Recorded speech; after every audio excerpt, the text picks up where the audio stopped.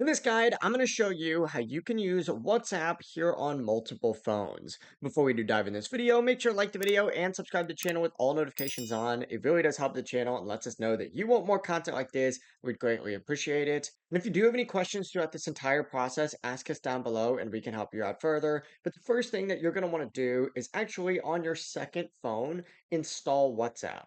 To do this, you're able to just go into the App Store or Google Play Store on whatever device and search up WhatsApp, just like so. Hit enter, and then once it does load, go ahead and download WhatsApp Messenger. When it does finish downloading, simply go ahead and open it up, tap agree and continue, and when asked to sign in, go ahead and tap the three dots up in the top right and select link as companion device. Now on your main phone, open up WhatsApp and you're once again going to see those three dots up in the left corner. Select it and then select settings if you're on an Android, or just go directly into your settings if you're on an iPhone. And you're going to see this little QR code option up at the very top.